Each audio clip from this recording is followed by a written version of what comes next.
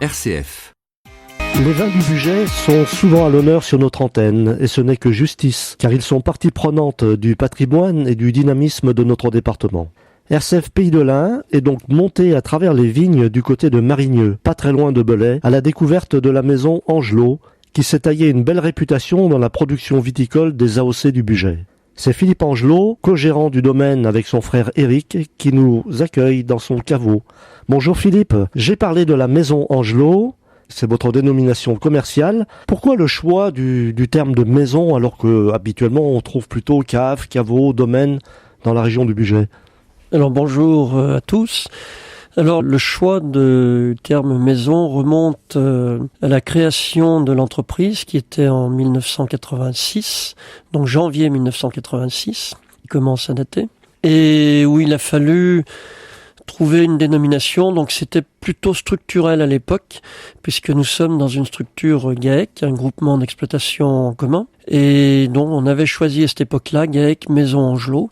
Et du coup, ensuite, on a communiqué plutôt Maison Angelot en supprimant la raison sociale qu'est le GAEC, qui est vraiment uniquement juridique. Et d'où le terme maison, donc Maison Angelot maintenant. Oui, ça rappelle la maison des vins de Mâcon ou le terme de maison en Bourgogne? Un petit peu. À l'époque, on trouvait que ça sonnait bien, GAEC Maison Angelot. Très honnêtement, à cette époque-là, on n'avait pas du tout le rayonnement qu'on a aujourd'hui, et on n'avait pas non plus mesuré l'importance du terme, de la dénomination d'exploitation, en fait. Alors vous l'avez rappelé, la maison Angelot remonte à 86, mais la culture de la vigne par la famille Angelot est plus ancienne que ça. À quand remonte la tradition viticole de votre famille? Alors mon grand-père avait déjà de la vigne, mais qui était à l'époque, c'était du vin de table, passez-moi l'expression, le rouge qui tâche, quoi. Parce que à cette époque-là, tout le monde consommait du vin, c'était la boisson régulière. Et mon grand-père avait donc à l'époque un pressoir sur roue qui pressait d'exploitation en exploitation, enfin de cave en cave plutôt. Et donc suite, le Bugey historiquement était quand même, comme beaucoup de régions viticoles, polyculture, élevage et viticulture. Donc mon père a ensuite repris l'exploitation, produit du lait, était producteur de lait jusqu'en 1975, et ensuite a commencé à se restructurer en plantant des cépages de qualité. Et je l'ai souvent entendu dire, moi je plantais de la vigne, mon voisin l'arrachait. Donc il y en a un des deux qui avait raison, mais à l'époque il fallait savoir lequel. Et donc petit à petit, il a restructuré l'exploitation en cépages nobles, qui étaient à l'époque le gamay, le chardonnay. Le pinot lui est arrivé un petit peu plus tard, et donc est allé faire des formations dans l'hiver au niveau de la Bourgogne, et c'est à partir de là qu'il a commencé à réfléchir à mettre en bouteille et commercialiser directement. Parce que le problème du vin en vrac est le même problème, j'en reviens au lait aujourd'hui. Si on produisait toujours du vin en vrac entre guillemets industriel, je ne sais pas si c'est vraiment le terme, on ne s'en sortirait absolument plus. Oui, alors il y a eu effectivement l'importance du fondateur, votre père Maxime Angelot, qui est très très connu dans la région et qui est récemment décédé. Votre père a été en plus président du syndicat du vin du Bugey. Alors je sais pas si c'était le premier président, mais en tout cas il était président du syndicat du vin du Bugey, et il a mené le combat pour l'AOC. Oui, alors c'était un combat très compliqué pour le Bugey, puisque le Bugey a deux particularités, on va dire. Donc la région de Belay où nous sommes, où nous produisons des vins blancs, des vins rouges, des rosés et des vins effervescents en blanc et en rosé, et la région de Cerdon. Et pour faire admettre aux experts de l'INAO que sur un même département on pouvait avoir deux vins très très différents, ça a été assez compliqué. Alors pour la petite histoire, le dossier d'appellation contrôlée a été déposé officiellement en janvier 1989, Et la signature au journal officiel a eu lieu en octobre 2009. Donc ça a été 20 ans de dossier avec des rebondissements assez importants. Alors 20 ans pour faire aboutir un dossier. Alors pour la petite histoire, c'est votre père qui l'a initié et en fait c'est votre frère Éric, qui président des Vins du Bugey actuel, qui a eu l'honneur de conclure, si je puis dire. Oui, alors l'histoire a voulu que, à l'origine du dossier, mon père était président. Ensuite, il a passé le relais à Jackie Duport, qui est un vigneron de Groslay, qui lui a eu toute la tâche de la conduite du dossier, et quelque part mon frère, donc Jackie a passé la main à Éric, mon frère, et c'est lui qui 2 ans plus tard a eu l'obtention de l'AOC. Mais il faut quand même pas oublier que Jackie a beaucoup œuvré pour le dossier de l'AOC. En tout cas, quelque chose qui a beaucoup changé et la reconnaissance des vins et je suppose le travail des vignerons. Quelles conséquences ça a eu sur vos conditions d'exploitation cette AOC? Alors déjà c'était une reconnaissance parce que pour le consommateur à l'époque nous étions en VDQS, vin délimité de qualité supérieure, qui n'est pas forcément très clair dans la tête du consommateur. On connaît les vins de France qui sont les vins de table également ou les AOC. Mais c'est vrai que les IGP maintenant, les vins de pays, sont pas toujours quelque chose de très clair pour le consommateur. Donc l'AOC, c'est quand même, ou l'AOP maintenant au niveau européen, donc appellation d'origine protégée au niveau européen, est quand même un gage de qualité parce qu'il correspond à un cahier des charges très précis des critères de production. Donc c'est un gage de confiance pour le consommateur parce qu'il y a quand même un suivi régulier. Et maintenant, donc, un contrôle, je prendrais l'image un petit peu de la norme ISO dans les entreprises. On a un plan de contrôle avec une société indépendante qui, donc, choisit tel contrôle cette année et tel autre l'année suivante. J'imagine que la plupart des vignerons du Bugey travaillent en appellation AOC. Oui, aujourd'hui, j'ai pas le chiffre exact, mais on a quand même, par rapport à la surface de vignes plantées, une grande majorité d'AOC. J'ai pas vraiment le chiffre précis, mais je pense qu'on est autour de 90% de production en AOC. Alors, je vais revenir à la maison Angelot. Vous avez rappelé qu'elle a été fondée il y a déjà un certain nombre d'années. Votre père a passé la main à ses 2 fils. Ça s'est passé en quelle année et comment vous, les enfants, vous vous êtes préparés à cette poursuite de la maison Angelot? Alors, personnellement, je me suis installé en janvier 84 et donc on a créé le GAEC dont on parlait tout à l'heure en 1986. Et mon frère Éric, lui, s'est installé en 1987. Donc à l'époque, le marché du vin n'était pas du tout ce qu'il est aujourd'hui. Nous avions pas de structure vraiment de caveau, de chais de vinification efficace, je dirais. Donc on a créé en 1988, on a construit le bâtiment dans lequel on exploite toujours aujourd'hui. Et à partir de là, on s'est vraiment spécialisé. On a arrêté, on avait une activité céréalière encore à l'époque, qu'on a arrêté en 1994, je crois. Et totalement supprimé l'élevage bovin également. On s'est spécialisé dans la vente directe et bien sûr en développant le volume des vins produits.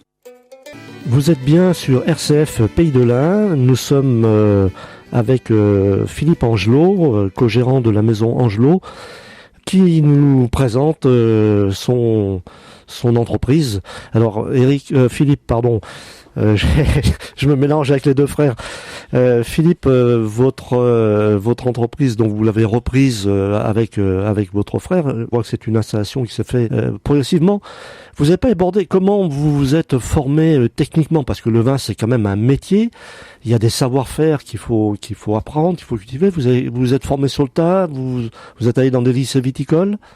Alors moi j'avais une formation générale sans spécialisation viticole, j'avais une formation agricole et parce qu'à l'époque j'étais pas vraiment parti pour m'installer en viticulture, mais je me suis vite rendu compte que si on voulait s'en sortir dans nos régions, il fallait être sur une production spécialisée. Donc là j'ai refait quelques formations adultes, pour la vinification et commercialisation également. Et Eric, lui, quant à lui, était vraiment spécialiste, parti dans la spécialisation viticole, puisqu'il a fait une formation à Beaune, un BTS Vitivino à Beaune. Donc, ce qui explique qu'aujourd'hui, c'est plutôt lui qui est responsable de la vinification, ce qui n'empêche pas d'avoir un dialogue entre les deux. Et pour ma part, je m'occupe plutôt de la partie commerciale et je prends mes vacances pour les vendanges où là, je retourne vraiment dans le métier du monde du vin, quoi. Et la conduite d'exploitation, parce que comme vous êtes deux co-gérants, c'est une gérance collective, c'est-à-dire que toutes les décisions sont prises en commun? Oui, alors toutes les décisions sont prises en commun avec quand même une répartition des tâches très précise, parce que pour qu'une association, c'est un peu un mariage, hein. Il faut que, il y a quelquefois des tensions, et justement pour éviter ces tensions, il faut que les tâches soient bien définies. Donc Eric s'occupe de tout ce qui est commande fournisseur, approvisionnement, des vinifications, comme je disais, et pour ma part, donc, je m'occupe plutôt de la partie commerciale et également administrative. Eric en participe aussi, ce qui est une tâche de plus en plus lourde dans nos domaines. Et vous travaillez aussi avec des prestataires extérieurs dans votre chaîne de production, parce que les vignes, on y viendra, c'est vous, la vinification, le travail du vin, la culture du vin, si je puis dire, c'est vous, c'est plus spécialement Eric. La commercialisation, donc la vente, c'est vous, Philippe. Et entre les deux, l'embouteillage, la mise en bouteille, tout ça, c'est vous ou c'est sous-traité? Alors, ce n'est pas sous-traité. On travaille en CUMA, c'est-à-dire que c'est une coopérative d'utilisation de matériel agricole en commun. Donc, entre autres, un groupe embouteilleur, dans notre jargon, et donc qui est équipé d'un filtre à membrane, c'est-à-dire que techniquement, on est vraiment équipé comme les prestataires, avec une faculté, c'est de pouvoir travailler suivant la météo. C'est-à-dire que, je vous donne un exemple, il pleut cette semaine, on dit tiens, allez, on se met en cave, on met en bouteille. Chose qu'avec un prestataire, qualitativement, on travaillera pas mieux qu'un prestataire. Simplement que le prestataire, il faut le réserver plusieurs mois à l'avance. Et s'il arrive la semaine où il fait beau, on est en cave quand il fait beau. Et puis en prestation, on travaille également avec un suivi œnologique. Donc depuis 1988, à la station œnologique de Savoie, où là, on a un échange avec un œnologue. Où on a quelquefois des petites tensions gentilles, mais la vision de l'œnologue, la vision d'Eric et puis la vision de la personne qui est en face du client fait quelquefois un tour de table des échanges assez riches. Et un peu animé, j'imagine. Et un peu animé, tout à fait. On va parler maintenant de la vigne elle-même. Vous avez dit tout à l'heure que votre père a fait le choix de travailler des cépages nobles. Est-ce que vous pouvez nous rappeler quels sont les cépages que vous travaillez? Alors dans les principaux cépages blancs, on a le chardonnay qui est devenu le cheval de bataille du budget. Sachant que notre cépage vraiment terroir est la roussette ou également l'altesse qu'on retrouve en Savoie, mais qui n'est plus le cépage qui nous fait vivre. Le chardonnay fait beaucoup d'ombre à la roussette. Je pense que le chardonnay est quand même un cépage qui, même en année difficile, on s'en sort toujours honorablement, ce qui n'est pas forcément le cas sur un cépage comme la roussette. Donc ce qui explique, je pense, cette part de marché qu'a pris le chardonnay aujourd'hui, et qui est un cépage également mondialement connu. Et pour les rouges, alors dans les blancs, on a d'autres cépages, mais qui eux seront plutôt destinés à de la méthode traditionnelle. Je pense au jacquère, on a également la ligotée, cépage d'origine bourguignon également, et la molette qui est un cépage très local, que nous n'avons pas en appellation d'ailleurs, qui est réservé uniquement à l'appellation en cas de méthode traditionnelle. Quand vous parlez de méthode traditionnelle, c'est les pétillants? Voilà, oui, c'est les pétillants. Donc, méthode traditionnelle est le terme qui remplace méthode champenoise, qui est interdit aujourd'hui, qu'on peut à la limite employer verbalement, mais qu'on n'a surtout pas le droit d'écrire. Mais entre la méthode champenoise et la méthode traditionnelle, c'est vraiment exactement la même élaboration, la lettre près. Et donc pour les cépages rouges, pour compléter, on a 3 cépages, donc 2 cépages qui ont toujours eu trace dans le budget, qui est le gamay et la mondeuse. et un cépage un petit peu plus nouveau qui est très connu lui aussi, le Pinot, qui nous vient de Bourgogne. Mais les premiers Pinots sont arrivés dans le Bugey, je dirais qu'il y a une quarantaine d'années, enfin peut-être une cinquantaine d'années maintenant, mais ça reste quand même assez nouveau. À vous entendre, je pourrais comprendre que c'est le chardonnay qui est, ces surfaces de chardonnay qui seraient les plus importantes. C'est le cas? Oui, le chardonnay est vraiment le cépage dominateur aujourd'hui en blanc dans le Bugey, ce qui est le cas également sur l'exploitation. Et parce que le chardonnay se décline en soit plusieurs cuvées, peut être vinifié en vin blanc, peut être vinifié en vin pétillant. Donc c'est vrai que c'est un cépage intéressant à ce niveau-là. La joie se partage sur RCF Pays de l'Ain avec Philippe Angelot dans sa cave de la maison Angelot à Marigneux. Philippe, nous avons parlé des cépages cultivés sur votre exploitation. Vous n'avez pas choisi une orientation bio qui est aujourd'hui dans l'air du temps. Par contre, vous avez, si j'ai bien compris, une orientation plus raisonnée, comme on dit. Pourquoi ce choix ? Alors effectivement, nous sommes en culture raisonnée, donc comme son nom l'indique, c'est un raisonnement. Alors le bio, pourquoi? On n'est pas très loin de la production bio. Je dirais que 80% de nos produits de traitement aujourd'hui sont reconnus en bio. Ensuite, on a des investissements sur le domaine assez importants, assez lourds, et il y a une réalité économique qu'il ne faut pas perdre de vue. Donc le bio aujourd'hui, dans nos régions, reste quand même quelque chose d'assez compliqué. Je dis pas qu'on n'y viendra pas, parce que c'est quand même de plus en plus une demande du consommateur. Par contre, en ce qui nous concerne, on a une approche un petit peu différente. Je pense notamment en appareil de traitement de la vigne. On vient d'investir sur un outil qu'on appelle avec des panneaux récupérateurs, c'est-à-dire qu'on récupère 50% du produit pulvérisé qui est recyclé dans l'appareil. Donc plus rien ne va au sol, ou vraiment c'est très très insignifiant. Donc on a d'autres paramètres, je dirais. Et puis, on a également fait une recherche sur nos vins de phytotoxicité. On est à 0,00. Donc certes, nous ne sommes pas en bio, mais nos produits sont sains quand même pour autant. Et tout notre vignoble est engazonné depuis 25 ans maintenant, peut-être même un peu plus. Donc voilà, il y a des alternatives. Après, je dirais qu'il y a deux façons de voir la chose. Soit on vend le côté, l'étiquette bio, soit on vend un raisonnement avec tout ce qui en découle. Donc les mesures montrent en tout cas que la chimie ne se retrouve pas dans le produit final. Vous avez évoqué des investissements. Comment vous conciliez, la tradition viticole du Bugey et le modernisme et la mécanisation de vos vignes? Vous êtes très mécanisé. Comment vous analysez vos conditions d'exploitation? Alors on est mécanisé, oui.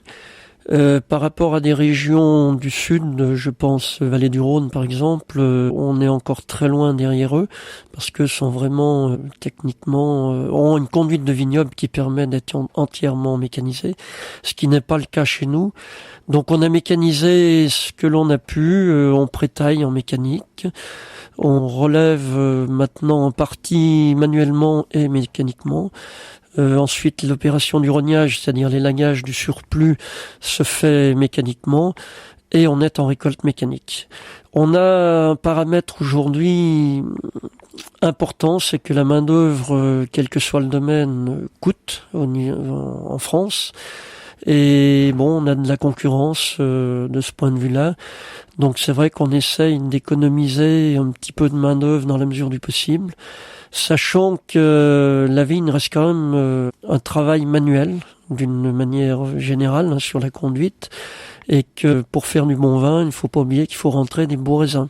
Et pour rentrer des beaux raisins, il y a des heures manuelles à passer dans les vignes. Alors, en dehors d'Éric et vous, il y a des salariés sur l'exploitation? Oui, alors sur l'exploitation, nous avons 6 salariés, donc 4 salariés permanents. et 2 salariés à plein temps, et 2 salariés à temps partiel, qui est un contrat un petit peu particulier, spécifique à l'agriculture, qui permet d'être présent un peu plus au moment des pointes de travaux. Et on renforce l'équipe pour des pointes de travaux, je pense à la taille, l'attachage, ou les relevages dans l'été avec des saisonniers. Donc sur le domaine, en moyenne, on va dire qu'on est en gros en masse salariale sur une dizaine de salariés en masse sur l'année. Équivalent temps plein. Équivalent plein temps. Alors on a parlé de la production. La production, il faut la vendre, il faut avoir des clients. Comment vous y prenez? À qui vous vendez? Alors chez nous, la répartition aujourd'hui, on est quand même essentiellement sur le marché du particulier. On est à 65% des volumes aujourd'hui sur le particulier. Donc particulier, j'entends qui va se déplacer à la cave. On va aussi à la rencontre des gens sur nos salons, parce qu'on fait beaucoup de salons. On expédie également. Et on a 15 à 20% des volumes sur le marché du CHR, c'est-à-dire restauration et dérivés. Le caviste qui réapparaît parce que le caviste a vécu des années très compliquées pendant cette dernière décennie. Et le caviste professionnel de conseil revient un petit peu au goût du jour. Et on fait également un petit peu d'export. Mais la majorité quand même du marché, pour nous, est sur le marché particulier. Et c'est des particuliers locaux, on va dire, de la région. Vous touchez toute la France? Alors on touche toute la France, non. Notre rayon d'action sera plutôt essentiellement régional, c'est sûr. Mais on va également sur des salons dans le nord, dans l'ouest, centre, centre-est. On va pas dans le sud, c'est pas qu'on n'aime pas nos clients du sud, c'est simplement que on commence à être bien pris au niveau des dates et qu'on n'a plus de disponibilité pour s'étendre sur d'autres régions, quoi. Alors vous évoquiez que vous étiez très présent sur les salons. En général, sur les salons, il y a aussi des concours et des médailles qui sont délivrées. Je le disais, la réputation des maisons Angelot est maintenant bien établie. Quels sont les prix récents qui ont sanctionné positivement votre production? Alors on vient d'avoir 2 médailles d'or, une à Mâcon, donc sur le Pinot millésime 2014. On vient de faire une médaille d'argent donc sur le Pinot, mais la millésime 2015 au concours national des vignerons indépendants. Et on a eu une médaille d'or sur le millésime 2016 en Mondeuse, donc à Paris, concours général agricole. Donc une belle collection qui complète des médailles des années précédentes. Oui, généralement on a toujours des prix, ce qui permet de nous situer par rapport à nos collègues. Et c'est toujours gratifiant vis-à-vis de la clientèle. Et commercialement, c'est vrai qu'une médaille à Mâcon ou à Paris sont quand même des concours très porteurs et connus du grand public. Alors vous avez également un site internet, donc tu peux d'ailleurs rappeler les coordonnées. Alors c'est www.maison-angelot.com. Alors le site, oui, est en ligne. Alors en fait, on a 2 sites. Un site personnel que je viens d'énumérer, et on a un site commun avec les vignerons indépendants, donc qui est une plateforme où vous pouvez commander effectivement 6 bouteilles de Muget, 6 bouteilles de Saint-Joseph par exemple, et 6 bouteilles de Bordeaux. Donc c'est un site qui est en relation avec les vignerons indépendants, qui est en ligne depuis un peu plus d'1 an maintenant, donc qui commence à prendre ses marques. Mais bon, néanmoins, on a quand même notre site personnel et qui lui fonctionne de mieux en mieux. Alors, pour nous, c'est un petit peu nouveau. Il y a des adaptations à faire. Je pense notamment à la page Facebook qu'on n'a encore pas créée sur le domaine, qui va se faire dans l'année, la courant 2017. Et également la newsletter qui est de plus en plus au goût du jour pour les consommateurs. Donc de belles évolutions en perspective pour la maison Angelot. Philippe, nous sommes arrivés au bout de notre entretien et Dieu sait qu'il y aura encore bien des choses à dire.